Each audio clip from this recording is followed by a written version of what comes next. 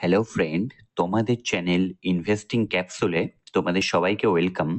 আজ আমরা এই ভিডিওতে মেনলি একটা মাল্টিব্যাগার কোম্পানি নিয়ে আলোচনা করব, যেটা কিন্তু অলরেডি মাল্টিব্যাগার রিটার্ন দিয়েছে।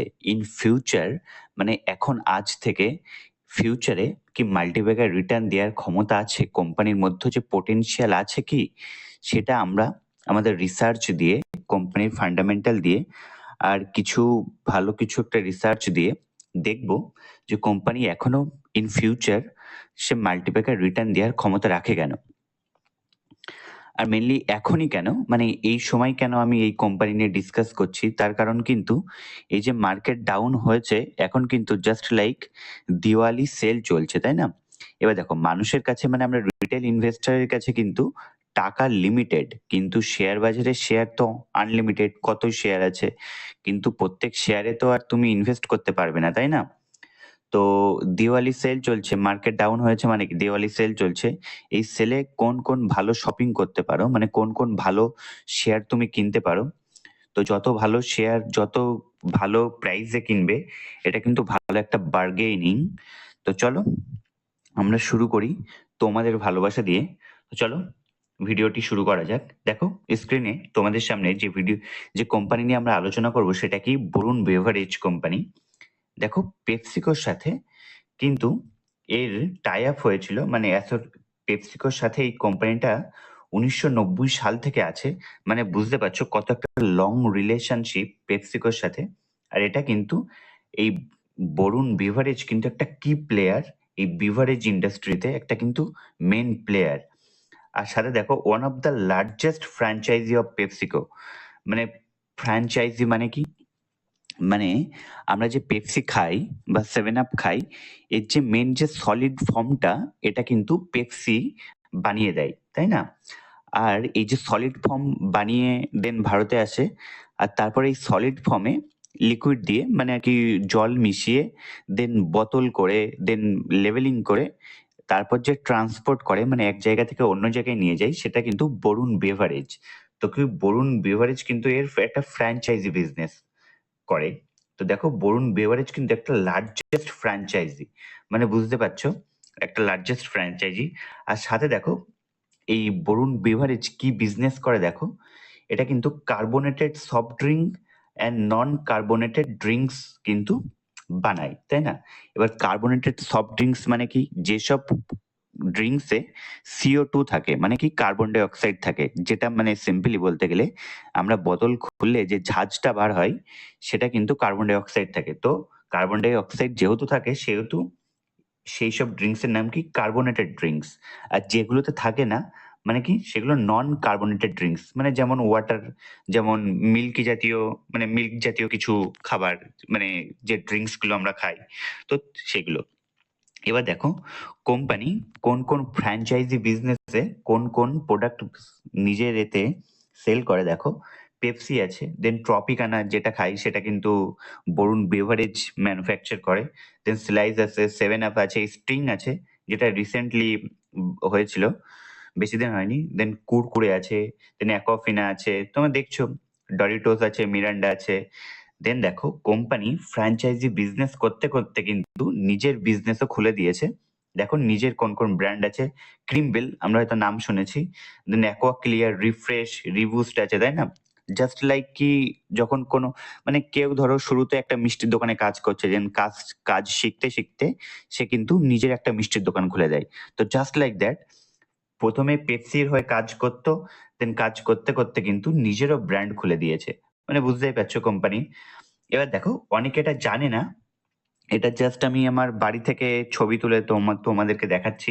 অনেকে জানে না যে অ্যাকচুয়ালি পেপসি মানে বরুণ বেভারেজ বানাই, মানে নাম শুনেছে, কিন্তু প্র্যাকটিক্যালি অনেকে দেখেনি। তো দেখো, পেপসির যে বোতল, দেখো এখানে পেপসির কিন্তু বোতল, পেপসির মেনলি, কিন্তু এখানে দেখো ম্যানুফ্যাকচার বাই বরুণ বেভারেজ, এই যে লেখাটা আছে দেখো, এটা কিন্তু বরুণ বেভারেজই বানায়। তো দেখলে এখানটাই তোমাদের পয়েন্টটা বেশি, আরো বেশি ক্লিয়ার হয়ে গেল। এখানে তুমি টপিকানা নাও বা সেভেন আপ নাও, যে কোনো বোতল নিয়ে দেখবে এখানে কিন্তু লেখা থাকে ম্যানুফ্যাকচার বাই বরুণ বেভারেজ। তো চলো আমরা দেখি। দেন আমরা যদি আরো দেখতে যাই, তাহলে দেখবো কি, বরুণ বেভারেজ কিন্তু এই first half of financial year 2024-এর ফার্স্ট হাফে কিন্তু এই ভিবিএল এর কাছে মোট 27টা স্টেট আর 7টা ইউনিয়ন টেরিটরিজ কিন্তু ইন্ডিয়াতে এ নিজে কন্ট্রোল করে চলে, মানে এখানে নিজের এ মানে যে ড্রিঙ্কস গুলো বিক্রি করে। এবার দেখো ইন্ডিয়া কিন্তু মানে লার্জেস্ট মার্কেট, বুঝতে পারছো? ইন্ডিয়ার যেমন মানে লার্জেস্ট মার্কেট হবেই, কারণ ইন্ডিয়ার জনসংখ্যা এত বেশি। তো ইন্ডিয়ার লার্জেস্ট মার্কেট সাথে কন্ট্রিবিউট কত করে, 90%। যত রেভিনিউ হয় তার 90% কিন্তু ইন্ডিয়া থেকে কন্ট্রিবিউট হয়। আর সাথে দেখো এই যে, যেহেতু বললাম পেপসিকোর সাথে ফ্র্যাঞ্চাইজি বিজনেস করে, সেহেতু কিন্তু একটা এগ্রিমেন্ট কোম্পানির সাথে সাইন করতে হয়। তো 2019 সালে এই পেপসিকোর সাথে যে সাইন হয়েছিল সেটা কিন্তু এই বরুণ বেভারেজের সাথে মানে অ্যাকচুয়ালি সাইন হয়েছিল, সেটা কিন্তু এই যে লাইসেন্সটাকে, এই এগ্রিমেন্টটাকে বাড়িয়ে দিয়েছে। মানে কি 2039 সাল পর্যন্ত, মানে 2039 সাল পর্যন্ত পেপসি পেপসিকোর সব প্রোডাক্ট কিন্তু ভিভিএল বিক্রি করতে পারবে। আর অবভিয়াসলি তারপরেও বিক্রি করবে, তার কারণ এই দেখো 90% রেভিনিউ কিন্তু ইন্ডিয়া থেকে আসে, আর সেটা কিন্তু ভিভিএলই পেপসিকোর করে দেয়। তো অবভিয়াসলি এটা উইন উইন সিচুয়েশন দুইজনের জন্যই। তো দেখো মেনলি এবার আমরা যদি দেখি, তো মেনলি দেখতে গেলে কোম্পানি কিন্তু একটা large cap company. Market cap দেখো 1,88,000 কোটি টাকা। দেন দেখো এখন কারেন্ট প্রাইস দেখছো 580 টাকা। আর দেন 1 ইয়ার রিটার্ন দেখো 57% রিটার্ন দিয়েছে, কিন্তু খুব ভালো একটা রিটার্ন দিয়েছে। আর কোম্পানির প্রাইস টু আর্নিং দেখো এখানে 77। অনেকে বলবে এটা খুব হাই পি, কিন্তু হাই পি বললে তো হবে না, কেন হাই পি তে আছে সেটা তো দেখবে, তাই না? তো চলো আমরা দেখি কেন কোম্পানি 77 পি তে ট্রেড করছে। দেখো কোম্পানির সেল যদি আমরা দেখি, এটা কিন্তু নেট সেল কোম্পানি লাস্ট 10 বছরে, এটা প্রত্যেক বছরের সেল। এখানে জাস্ট দেখো এই বক্সে যদি আমরা দেখি 2020 সাল পর্যন্ত কিন্তু একটা বক্সের মধ্যে ছিল কোম্পানির সেলটা। কিন্তু যখনই 2020 সালের পর যখনই স্টিং যে প্রোডাক্ট এনার্জি ড্রিঙ্কটা আসে, তারপর কোম্পানির সেলটা কিন্তু ভীষণ খুব তাড়াতাড়ি কিন্তু বৃদ্ধি হয়েছে। দেখতেই পাচ্ছ, আগে কিন্তু একটা রেঞ্জের মধ্যে ছিল, তারপর কিন্তু বৃদ্ধি হয়েছে। তো নেট সেল কিন্তু খুব ভালো, কোম্পানির নেট সেল ইনক্রিজ হয়ে যাচ্ছে, তাই না? ইয়ার অন ইয়ার কিন্তু দেখো প্রত্যেক ইয়ার কিন্তু বেড়েই চলেছে। দেন কোম্পানির নেট প্রফিট কিন্তু আরো বেশি ভালো। নেট প্রফিট আরো বেশি ভালো কেমন করে দেখো, দেখো 2020 পর্যন্ত কিন্তু একই রেঞ্জে ছিল মোটামুটি। দেন দেখো 20 থেকে 2020-তে যদি দেখো, 2020-তে ছিল 350 কোটি। দেন 21-এ হয়ে গেছে এর ডবলের থেকে একটু বেশি। দেন 21 থেকে 22-এর ডবল হয়ে গেছে, তাই না? দেন এখানে প্রফিটটা একটু আটকে গেছে, বাট কিন্তু প্রফিটের গ্রাফটা দেখো কত কনসিস্টেন্টলি গ্রাফ, তাই না? কেমন উপরে গেছে। তার কারণ কি, এখান থেকে এখানে কিন্তু স্টিংটা এসেছিল, স্টিং এনার্জি ড্রিঙ্ক যখন মার্কেটে এসেছিল, সেই জন্য কিন্তু কোম্পানি যেহেতু প্রথম এসেছিল, সেহেতু কিন্তু কোম্পানির প্রফিট দেখো কেমন ইনক্রিজ হয়েছে। আর কোম্পানির মেনলি আমি তোমাদেরকে একটা জিনিস বলেছি, কোম্পানির জাস্ট তুমি আমাকে কোম্পানির প্রফিট গ্রোথটা দেখিয়ে দেবে। কোম্পানির প্রফিট গ্রোথ যদি এমন হয়, শেয়ার প্রাইসও কিন্তু এমন হবেই, তাই না? তো ইন দ্য সেম ওয়ে দেখো কোম্পানির শেয়ার প্রাইস দেখো লং টার্মে 2020 সাল পর্যন্ত কিন্তু এমন যাচ্ছিল, তাই না? আর সিম্পলি যদি স্টিং না আসতো, স্টিং এনার্জি ড্রিঙ্ক, তাহলে কিন্তু কোম্পানির শেয়ার প্রাইস এমন বাড়তো। যেহেতু স্টিং এসছে, সেহেতু কিন্তু এমন বেড়ে গেছে কোম্পানির শেয়ার প্রাইস। দেখো কোম্পানির লাস্ট 8 বছরে, মানে 2016 সালে মার্কেটে এসেছিল, তো লাস্ট 8-9 বছরে দেখো কোম্পানির শেয়ার কিন্তু 20 গুণ হয়ে গেছে। মানে বুঝতে পারছো কেমন মাল্টিব্যাগার হিউজ একটা রিটার্ন দিয়েছে। আমি যদি লাস্ট 5 বছর দেখতে যাই, তাহলে 5 বছরে কিন্তু টাকা মোটামুটি 10 গুণ করে দিয়েছে লাস্ট 5 বছরে, দেখেছো? এবার দেখো লাস্ট 5 বছরে স্টক প্রাইসের ক্যাগার দিয়েছে দেখো কত, মোটামুটি 5 বছরে প্রত্যেক বছর কিন্তু 60% করে রিটার্ন দিয়েছে। মানে বুঝতে পারছো খুব একটা হিউজ একটা রিটার্ন কিন্তু কোম্পানি দিয়েছে। এবার দেখো মেনলি, এবার তোমরা যখন এখন কোম্পানিতে ইনভেস্ট করছো, তারা কিন্তু রিয়েলিস্টিক কিন্তু এক্সপেকটেশন কোম্পানি থেকে রাখবে। এই যে এখন যেমন লাস্ট 5 বছরে কোম্পানি কি 10 গুণ করেছে টাকা, কিন্তু পরের 10 বছরে যদি টাকা 10 গুণও করে দেয়, তাহলে কিন্তু একটা ভীষণ ব্যাপার। তার কারণ তোমরা জানো ওয়ারেন বাফেট যে ফাদার অফ ইনভেস্টিং বলা হয় যাকে, তিনি তার লাইফ টাইমে কিন্তু মাত্র 20%, মানে মাত্র নট, মানে সে কিন্তু 20% অ্যানুয়ালাইজ রিটার্ন পেয়েছে। এবার তোমাদের যদি নেক্সট 10 বছর যদি 25% করে রিটার্নও দেয়, তাহলেও কিন্তু একটা খুব ভালো একটা রিটার্ন। মানে 10 বছরে 25% রিটার্ন দেওয়া মানে 10 বছরের টাকা কিন্তু 10 গুণ। মানে 1 লাখ টাকা ইনভেস্ট করলে 10 বছরে 10 লাখ টাকা হয়ে যাবে।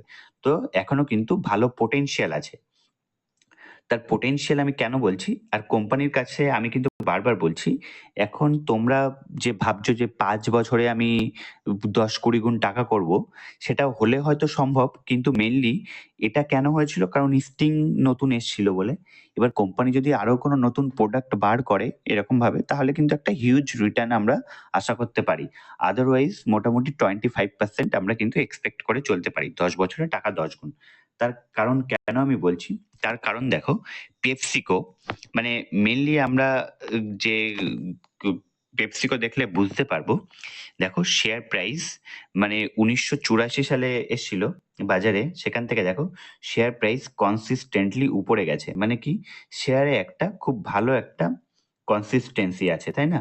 ইন দ্য সেম ওয়ে তোমরা দেখছো মানে কোম্পানি কিন্তু, মানে পেপসিকো কত রিটার্ন দিয়েছে এখনো পর্যন্ত, 7,000% রিটার্ন দিয়েছে। আর তুমি যদি সেখানে বরুণ বেভারেজকে দেখো, তাহলে কিন্তু কোম্পানি 2,000% রিটার্ন দিয়েছে। তো এখনো পোটেনশিয়াল আছে, পোটেনশিয়াল তো আছেই খুব ভরে ভরে।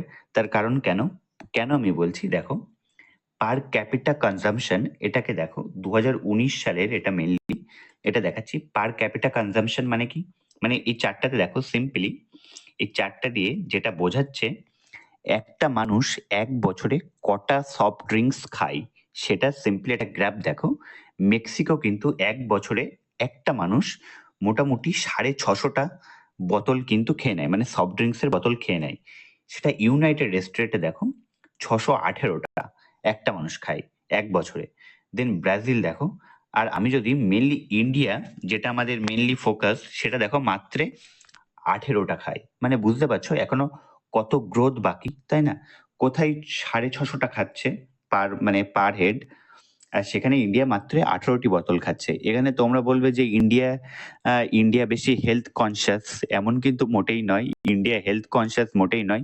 ইউনাইটেড স্টেট, মানে আমেরিকার মতো উন্নত জায়গা যদি 600-650টা করে খায়, তাহলে ইন্ডিয়া তো হেলথ কনসিয়াস নাই।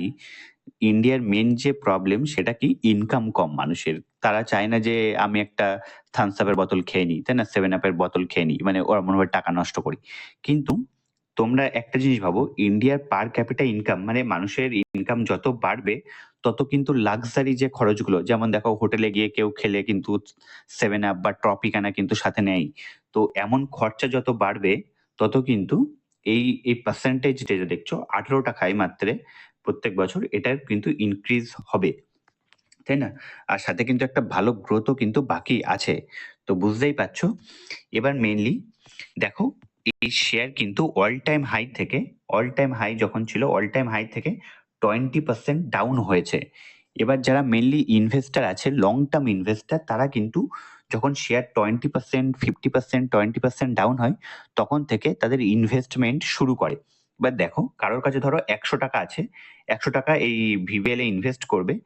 এখন যখন মোটামুটি 20% ডাউন হয়েছে, তখন কিন্তু এই 100 টাকাকে তুমি 3টে ভাগে ভাগ করে নিলে, মানে প্রথম 30 টাকা এখানে ইনভেস্ট করলে ফার্স্ট ইনস্টলমেন্ট, দেন শেয়ার যদি 25% পড়ে, দেন আরো যে 30 টাকা আছে সেটা ইনভেস্ট করলে 60 টাকা হয়ে গেল। আর মেনলি তোমাদেরকে আমি বলেছি যে কোয়ার্টারলি রেজাল্ট আসবে কয়দিন পর থেকে, যদি বাই চান্স কোয়ার্টারলি রেজাল্ট খারাপ দেয় তাহলে কিন্তু শেয়ার পড়বে। তখন যে বাকি টাকাটা আছে, বাকি 30 থেকে 40 টাকাটা আছে, সেটা কিন্তু ইনভেস্ট করা যায়। তো ইনভেস্টাররা অ্যাকচুয়ালি এমনভাবে ইনভেস্ট করে। তো আমি সবকিছু তোমাদেরকে বললাম। যদি ভিডিওটি ভালো লেগে থাকে তবে চ্যানেলটি অবশ্যই সাবস্ক্রাইব করবে। আর আমরা কিন্তু এর আগে বাজাজ হাউজিং ফাইন্যান্স নিয়ে সম্পূর্ণ আলোচনা করেছি, সাথে সেপ্টেম্বর অক্টোবরের সম্পূর্ণ 100 বছরের একটা হিস্ট্রি দেখেছি যে এই সময় কেন মার্কেট পড়ে। তো ভিডিওটি যদি না দেখে থাকো তো অবশ্যই দেখবে। আর চ্যানেলে যদি ফার্স্ট টাইম আসো তাহলে চ্যানেলটিকে অবশ্যই সাবস্ক্রাইব করবে। দেখা হচ্ছে পরের ভিডিওতে। Till then take care and love you all.